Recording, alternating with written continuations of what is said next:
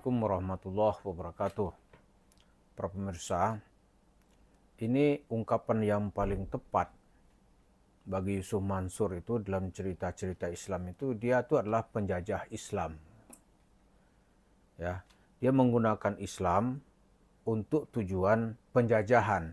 Apa tujuan penjajah di Indonesia misalnya, atau di mana-mana di dunia ini? Untuk mendapatkan memeras penduduk lokal, diperas keringatnya, kemudian diambil uangnya. Ringkasnya kan begitu. Kalau kita sedikit membuka lembaran sejarah penjajahan di sini, yaitu penjajahan Belanda, coba yang kaya-kaya ketika Belanda menjajah di sini itu, dia ngapain? Dia memeras penduduk di sini supaya dia mendapatkan uang, mendapatkan emas. Sehingga sampai sekarang katanya nih, saya belum pernah datang, saya di VOC Straat di Amsterdam itu rumah besar-besar. Kenapa? Karena semua pegawai di VOC dulu yang pernah bertugas di Hindia Belanda ini pulang pasti kaya. Kaya dari mana? Ya uangnya saat itu kan nggak ditanya-tanya dari mana. Kemudian dia membawa emas, batangan-batangan emas dari sini gitu.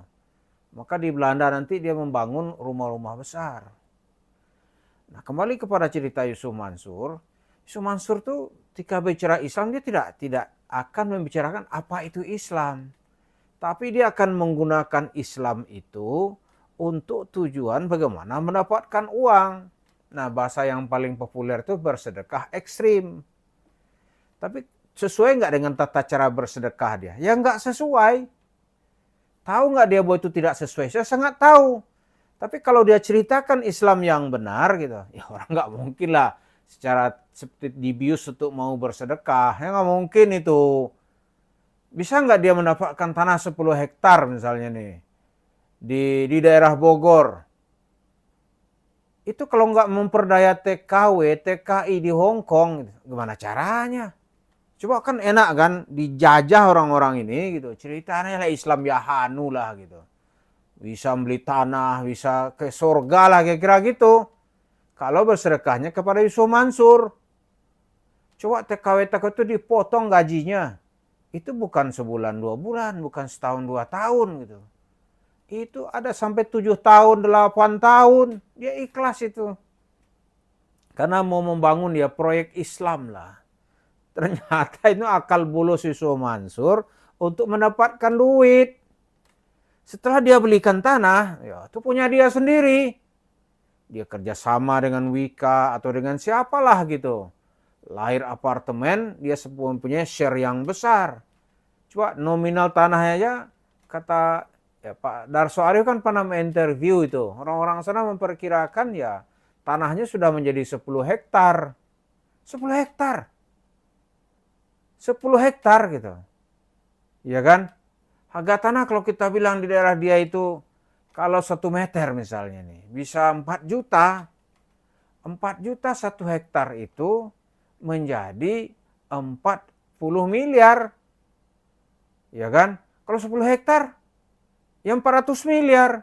Kalau satu diskon-diskon ya 200 miliar gitu. Itu dengan cara menjajah cerita-cerita Islam.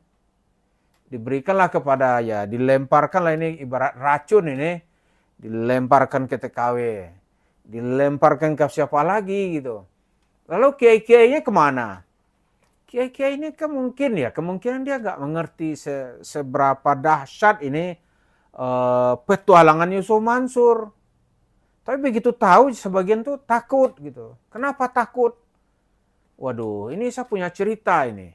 Ada kawan-kawan yang mencoba meneliti ya, ternyata ajengan kiai-kiai di Jawa Barat katanya, itu ketakutan dengan ya dalam tanda kutip nih orang-orang yang mengaku cucu Nabi.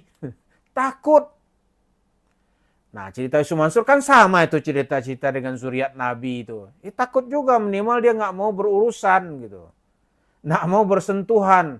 Oh ngeri dia. Ngeri dia. Jadi diam aja, skut-skut kata orang Surabaya, skut-skut aja dia, pura-pura nggak tahu gitu.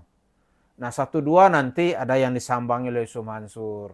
Saya punya pengalaman kalau ini. 1-2 disambangi oleh Yusuf, kalau suaranya mulai agak kritis gitu, didatangin. Gitu. Ya kasih sedekah dikit lah gitu. Maka kiai ini pun juga menjadi diam. Diam dia, Malah kita boleh ditelepon-telepon. Nggak usah lah urusin Yusuf Mansur. Kiai, saya bilang nih, Anda ini udah senang ya. Suruh diam, jangan nelpon-nelpon saya. Udah urus sendiri aja lah gitu. Terus ada lagi kiai-kiai ini mohon maaf gitu, bukan kita menyerang kiai, ini fakta saja gitu. Dia misalnya lagi bangun pondok, lagi bangun masjid, nah didatanglah nih orang kasih sedekah dikit-dikit, udah dia diam dia. Karena memang fenomena masyarakat kita tuh tidak jelas orientasi kita tuh kemana gitu. Jadi karena tidak jelas orientasi kita, ya kita dijajah aja oleh ustadz. Ya di antara penjajah yang paling sadis itu namanya Yusuf Mansur.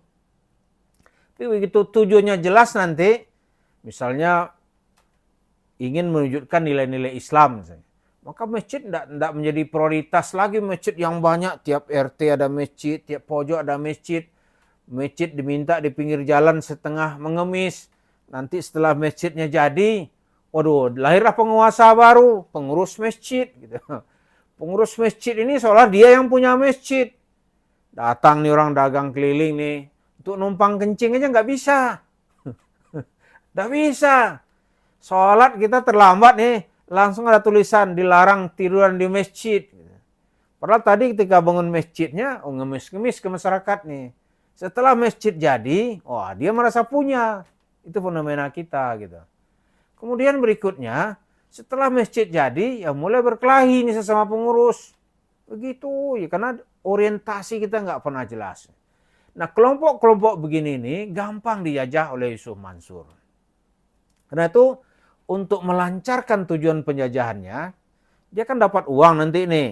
Uang ini nanti, ya kalau dulu VOC itu ada rumah-rumah pegawai yang besar-besar. Kalau Yusuf Mansur ada perusahaan, ya kan? Ada nanti travel, ada nanti ratusan warung steak. Ini yang paling fenomenal buat dia nih. Punya rumah makan yang pendapatannya tiap hari gitu. Dulu mungkin kamuflasenya warung steak gitu-gitu kan. Kamuflasenya dulu itu rumah tahfiz. Ternyata rumah tahfiznya jumpalitan, biarin aja, nggak ada urusan. Yang penting usaha warung steaknya ini tidak terganggu gitu. Dalam video kita beberapa waktu kan kita ada bahas, itu haram hukumnya makan di tempat itu. Baru belanja dan makan di situ, kalau kita ikuti logika berfikirnya kaum fikih, fatwa-fatwa fikih pasti itu menjadi haram syar'i. Jadi jangan cerita haram nih Israel. Di depan mata kita juga haram itu. Karena itu uang hasil penindasan.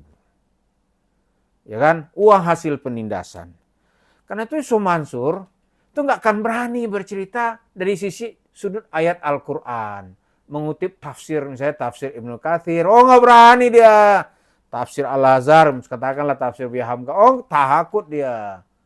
Maunya apa? Tafsir halu-halu aja. Sesuka-sukanya aja.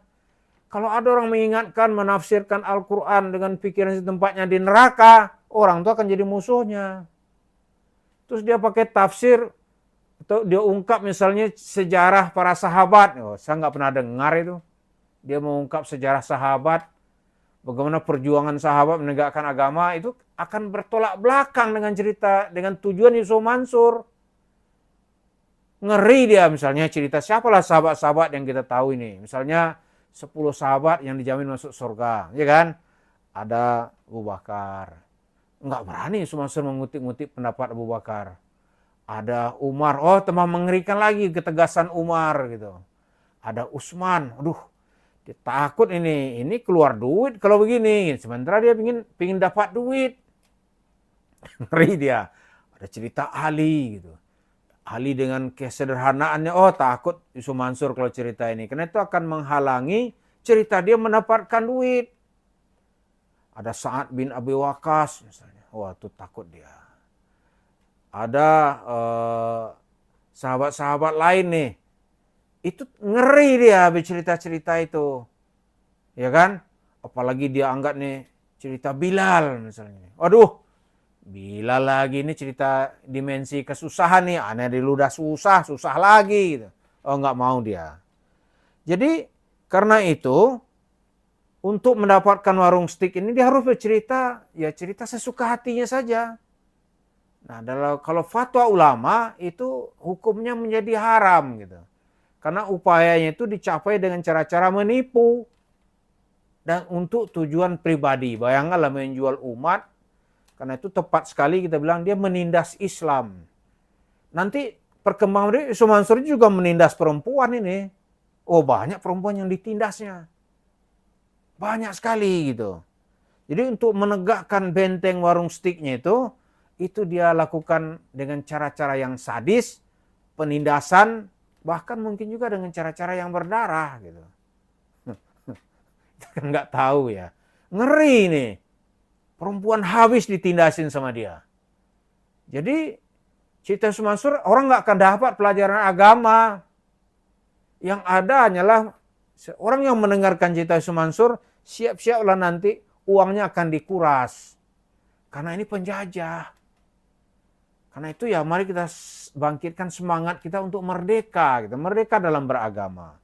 Jangan ikuti lagi cerita penjajah ini. Karena itu pasti akan membawa kesengsaraan.